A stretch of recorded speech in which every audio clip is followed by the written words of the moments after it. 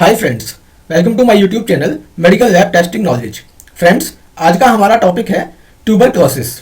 तो आज इस वीडियो के अंदर हम जानेंगे कि ट्यूबरक्लोसिस होता क्या है, ट्यूबरक्लोसिस डिजीज क्या होती है, ट्यूबरक्लोसिस के टाइप्स यानी इसके कितने प्रकार होते हैं, ट्यूबरक्लोसिस कैसे फैलती है, ट्यूबरक्लोसिस के कारण क्या होते हैं, इसके लक्षण क्या होते हैं और इससे कैसे हमें बचना चाहिए। तो फ्रेंड्स, आज हम इस वीडियो के अंदर इन सभी टॉपिक पर डिस्कस करेंगे। तो प्लीज़ वीडियो को एंड तक देखिएगा और अगर वीडियो अच्छा लगे तो प्लीज़ वीडियो को लाइक कीजिएगा, चैनल को सब्सक्राइब कीजिएगा। तो फ्रेंड्स, स्टार्ट करते हैं सबसे पहले कि ट्यूबरक्लोसिस होता क्या है, जिसे हम शॉर्ट में टीबी भी बोल देते हैं। फ्रेंड्स, टीबी या ट्यूबरक्लोसिस एक ऐसा गंभीर डिजीज होती है या ऐसा गंभीर डिजीज रोग है जिसकी वजह से पेशेंट की डेथ तक हो जाती है, यानी कि पेशेंट की मौत तक हो जाती है, क्योंकि ये एक फैलने वाली डिजीज होती है, यानी कि ये एक फैलने वाली बीमारी होती है। ये भले ही एक पुरानी बीमारी क्यों ना हो, लेकिन फिलहाल लोगों के पास इससे जुड़ी ज़्यादा जानकारियां नहीं होती हैं। ठीक है, इस डिजीज को और भी ज़्यादा गंभीर बनाती हैं, क्योंकि जब जानकारियां कम होती हैं तो यह डिजीज और भी ज़्यादा खतरनाक हो जाती है। ठीक है, तो फ्रेंड्स, इस वीडियो के अंदर हम इसको कंप्लीटली जानेंगे कि ट्यूबरक्लोसिस होता क्या है। तो फ्रेंड्स, सबसे पहले यहाँ पर हम बात करते हैं कि जो ट्यूबरक्लोसिस है इसकी खोज किसने की थी, ये कब स्टार्ट हुआ था ट्यूबरक्लोसिस, इसका जो नाम दिया गया है। तो फ्रेंड्स, 1882 यानी 1882 में जर्मन साइंटिस्ट रॉबर्ट कोच ने टीबी की खोज की थी, यानी कि जो टीबी का बैक्टीरिया होता है माइक्रोबैक्टीरियम ट्यूबरक्लोसिस। ठीक है, इस नाम को याद रखिए, जो टीबी का बैक्टीरिया है माइक्रोबैक्टीरियम ट्यूबरक्लोसिस, इस बैक्टीरिया की उन्होंने खोज की थी। ठीक है, इसके लिए उन्हें 1905 यानी 1905 में उनको एक नोबेल पुरस्कार भी दिया गया था। ठीक है फ्रेंड्स, अब बात करते हैं कि टीबी होता क्या है। फ्रेंड्स, टीबी एक संक्रामक रोग है जो आपके लंग्स तथा अन्य टिश्यू को इन्फेक्टेड कर सकता है या इन्फेक्शन का कारण बनाता है। यदि टीबी पेशेंट का ठीक से ट्रीट नहीं किया जाए तो यह बड़ी आसानी से एक पर्सन से दूसरे पर्सन में फैल सकता है और इसके रिजल्ट्स काफी गंभीर हो सकते हैं। ठीक है फ्रेंड्स, ये आमतौर पर आपके लंग्स को प्रभावित करता है, यानी कि सबसे ज्यादा जो टीबी के चांस होते हैं वो हमारे लंग्स में होते हैं। ठीक है, तो सबसे पहले ये हमारे लंग्स को इन्फेक्टेड या इन्फेक्ट करता है। ठीक है, लेकिन ये आपकी जो हमारी रीढ़ की हड्डी, जिसे हम रीढ़ बोलते हैं, स्पाइनल कॉर्ड, ब्रेन्स, हमारी किडनीज, बोन्स जैसे अन्य अदर ऑर्गन्स, यानी कि जो हमारे बॉडी पार्ट्स अदर होते हैं, वहां पर भी ट्यूबरक्लोसिस हो सकता है। ठीक है फ्रेंड्स, ट्यूबरक्लोसिस जो वर्ड्स है, यानी कि ट्यूबरक्लोसिस जो वर्ड है, ये लैटिन भाषा ने नोड्यूल्स शब्द से लिया गया है, जिसका अर्थ है या जिसका अर्थ होता है कुछ ऐसा है जो चिपक जाता है। ठीक है, ये इसका मतलब हुआ। ठीक है, टीबी को क्षय रोग तथा तपेदिक नाम से भी जाना जाता है, यानी कि टीबी के अन्य अदर नाम भी होते हैं, जैसे कि तपेदिक या क्षय रोग। ठीक है फ्रेंड्स, अब बात करते हैं यहां पर हम कि ट्यूबरक्लोसिस होने पर हर किसी को शुरुआत में लक्षण दिखाई नहीं देते, यानी कि स्टार्टिंग में कई बार ट्यूबरक्लोसिस के सिम्टम दिखाई नहीं देते हैं।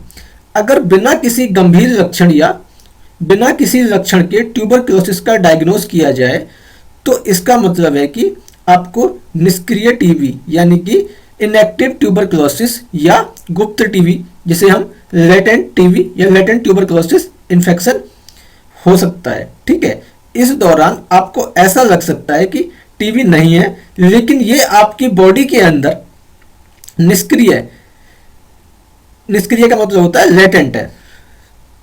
ठीक है, तो ये एक साइलेंट टीबी से हम बोल सकते हैं।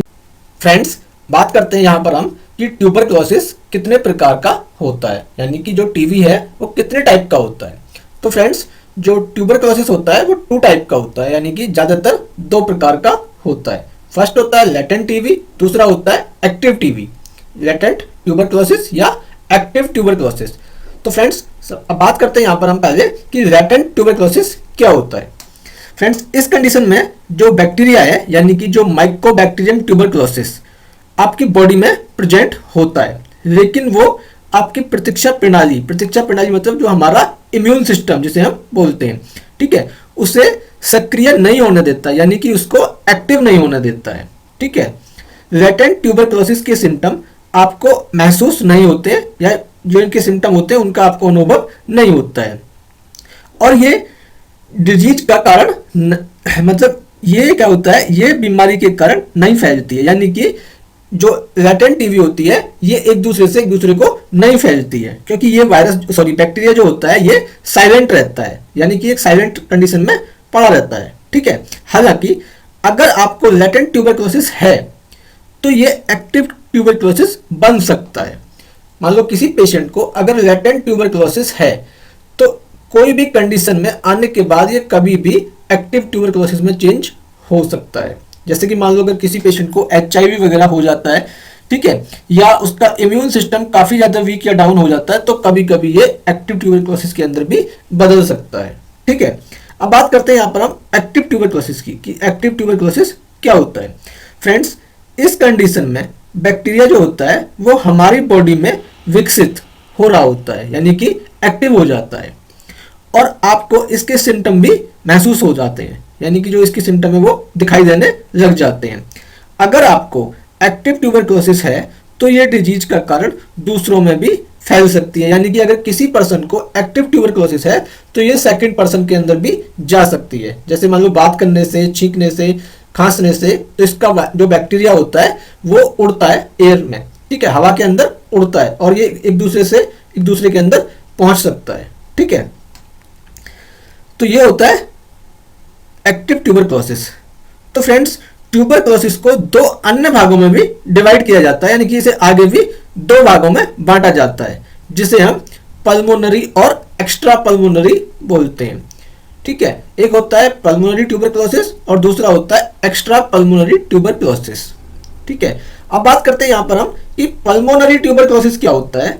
तो फ्रेंड्स, पल्मोनरी ट्यूबरक्लोसिस जो होता है ये हमारे लंग्स को इन्फेक्टेड करता है, यानी कि हमारे लंग्स के अंदर जो टीबी होती है उसे हम पल्मोनरी ट्यूबरक्लोसिस या टीबी बोलते हैं। ठीक है, अब बात करते हैं यहां पर हम एक्स्ट्रा पल्मोनरी ट्यूबरक्लोसिस, यानी कि जो लंग्स से बाहर होती है।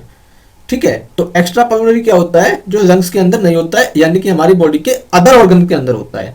अदर ऑर्गन मतलब जैसे कि हमारा ब्रेन हो गया, ठीक है, हमारी स्पाइनल कॉर्ड हो गई, हमारी बोन्स हो गई। ठीक है, फीमेल्स के अंदर बात करें तो कई बार ये ओवरी के अंदर भी हो सकता है, सर्वाइकल के अंदर भी हो सकता है। ठीक है, सॉरी, सर्विक्स के अंदर। तो इस तरह से ये हमारे अदर ऑर्गन्स में भी फैल जाता है टीबी, तो उसे हम बोलते हैं एक्स्ट्रा पल्मोनरी ट्यूबरक्लोसिस। बाकी काफी बहुत सारी जगह है जहां पर ट्यूबरक्लोसिस हो सकता है, हमारी स्किन टीबी भी हो सकता है। ठीक है, काफी सारी जगह पे हो सकता है। जैसे हम बात करें मेनिंजाइटिस, मेनिंजाइटिस में क्या होता है, जो हमारा ब्रेन होता है वहां पर स्वेलिंग आ जाती है। ठीक है, और जो हमारी रीढ़ की हड्डी, यानी कि जो रीढ़ में जो ट्यूबरक्लोसिस होता है उसको क्या बोलते हैं हम, ट्यूबरक्लोसिस स्पॉन्डिलाइटिस। ठीक है, तो ये नाम याद रखिए, ट्यूबरक्लोसिस स्पॉन्डिलाइटिस जो होता है वो हमारा रीढ़ की हड्डी की टीबी के लिए भी बोल देते हैं। ठीक है, अब फ्रेंड्स आगे बात करते हैं हम इसके अंदर कि जो ट्यूबरक्लोसिस है वो कैसे फैलती है।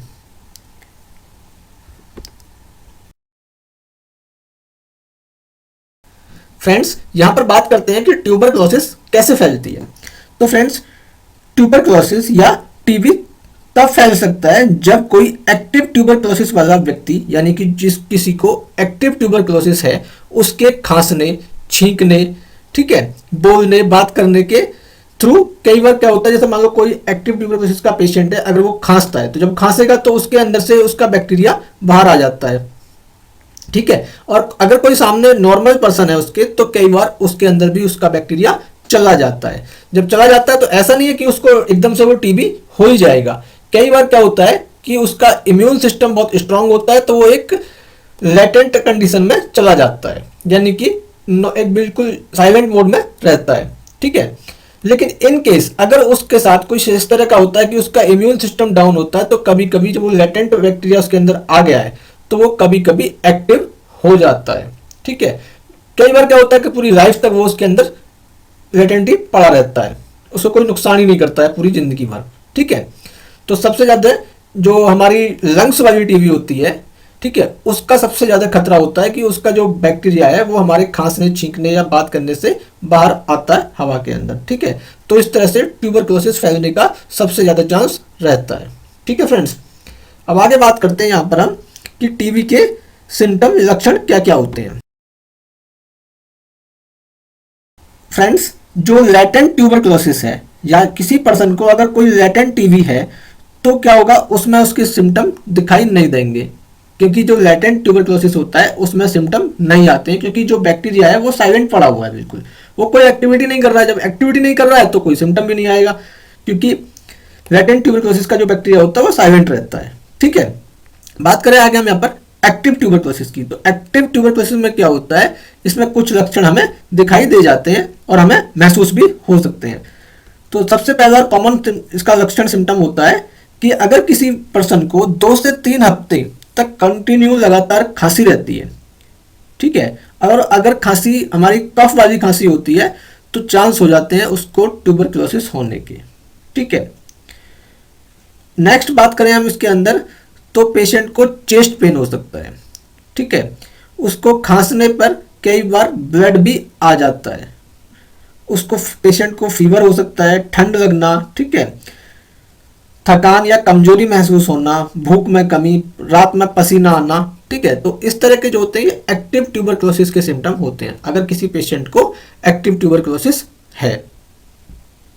ठीक है, तो फ्रेंड्स बात करें यहाँ पर हम कि टीबी का क्या कारण है, तो टीबी जो है वो माइक्रोबैक्टीरियम ट्यूबरक्लोसिस नामक बैक्टीरिया के कारण होता है, जैसा कि मैंने पीछे बताया था। ठीक है फ्रेंड्स, तो जो इसका बैक्टीरिया है ये हवा के माध्यम से फैलता है और आमतौर पर हमारे ये लंग्स को सबसे पहले इन्फेक्ट करता है, क्योंकि सबसे ज़्यादा जो टीबी होती है वो हमारे लंग्स के अंदर होती है। ठीक है, लेकिन ये बॉडी के हमारे अदर पार्ट्स में भी हो सकता है। अब बात करें हम यहाँ पर कि इसको डायग्नोज कैसे करते हैं कि टीबी जो है वो है नहीं है, ये कैसे पता चलता है। तो इसका सबसे पहले होता है एक्सरे। डॉक्टर क्या करता है, सबसे पहले एक्सरे कराता है कि भाई आप अपना एक एक्सरे कराओ कि आपको कोई ट्यूबरक्लोसिस तो नहीं है। सेकंड आता है इसके अंदर काफ़ी सारे ब्लड टेस्ट हैं, जैसे टीबी गोल्ड हो गया, टीबी गोल्ड प्लस हो गया, ठीक है, टीबी प्लेटिनम हो गया। बाकी इसके अंदर कुछ हमारे फिर स्पुटम भी आते हैं, स्पुटम से भी टेस्ट होता है, फ्लूइड से भी इसका टेस्ट हो सकता है। ठीक है, तो इसमें क्या होता है कि इसके काफ़ी टाइप्स के इसके टेस्ट होते हैं। बाकी हम आगे इनकी जितने भी ट्यूबरक्लोसिस के टेस्ट होते हैं उन पे हम एक कंप्लीट वीडियो बनाएंगे, मतलब स्टेप बाय स्टेप, एक वीडियो में सारे आएंगे नहीं, बाकी हम स्टेप बाय स्टेप आगे वीडियो बनाएंगे। तो प्लीज़ उन वीडियो को भी एक बार देखिएगा, और अगर ये वीडियो आपको पसंद आया हो तो प्लीज़ वीडियो को लाइक कीजिएगा, चैनल को सब्सक्राइब कीजिएगा। Thank you so much.